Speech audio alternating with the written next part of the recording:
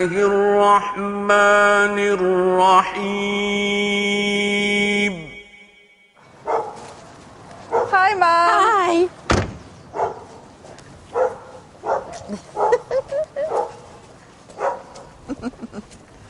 I've got a surprise for you. Lovely to see you. So, did you have a good journey? Yeah, not bad. What's that you've got? Halal meat to avoid any more pork sausage incidents. I don't want your halal meat. Why Thank not?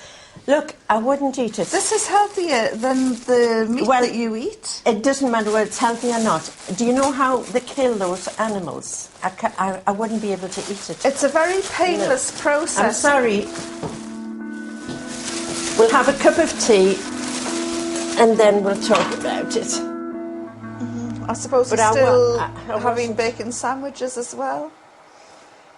Bacon sandwiches are the tastiest thing on this earth. Mother. I You are what you eat, and if you saw what pigs ate, you would never touch another pork chop again. The last thing your dad had before he died was a bacon sandwich.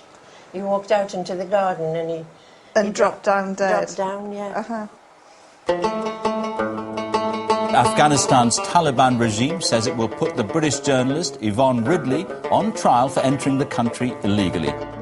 Worryingly, the Taliban have hinted they might claim she was a spy for Western special forces. Today, Yvonne's mother called on the Prime Minister to do more to help her. How many more highs and lows has my daughter Yvonne to endure through her nightmare ordeal? At the Sunday Express, her employers insist she's a bona fide journalist who only entered Afghanistan to report on the humanitarian situation. Fell off a donkey, captured by the Taliban, gave them an undertaking that I would study the Quran if they released me, and against all the odds, they released me. She's had so many prayers said for her, and I'm sure it's the power of prayer that's brought about this happy ending. Well, I hope it is a happy ending. Right there. Look right in the lens, Joyce. Big smile. Really big. That's one this way.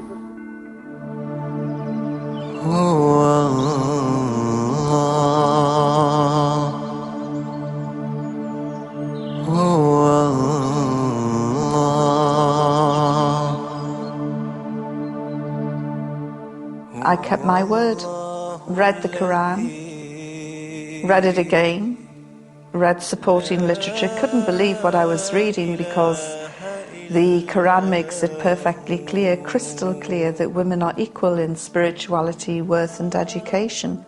And as a feminist, I found this quite breathtaking.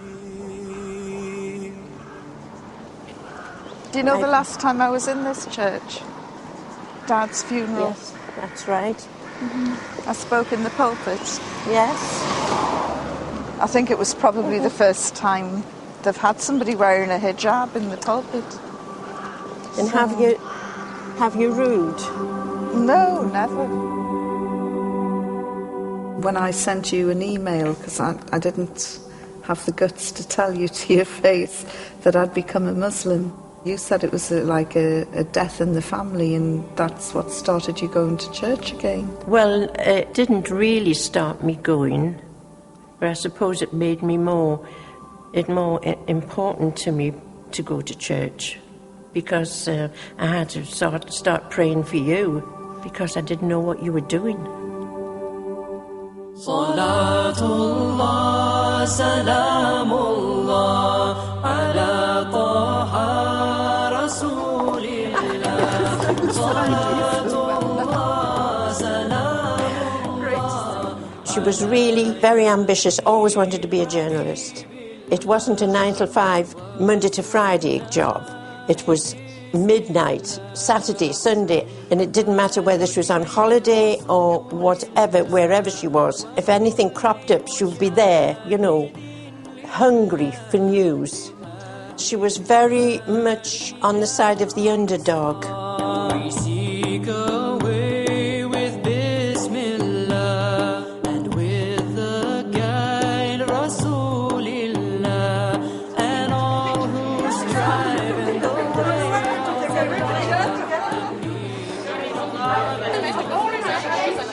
tell you that since 9/11, more than 1,000 brothers and some sisters have been taken into custody. Out of those 1,000 or so that have been taken into custody, about 70 have been charged.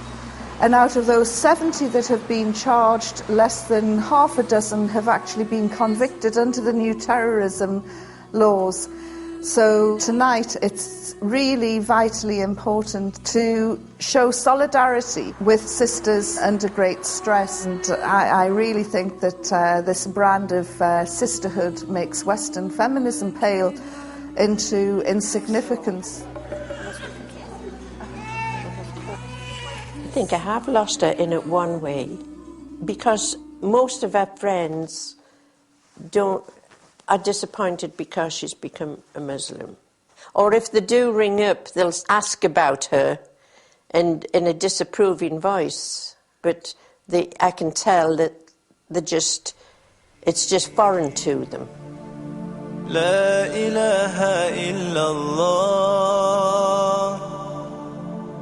La ilaha illallah, La ilaha illallah, Muhammadur Rasulullah.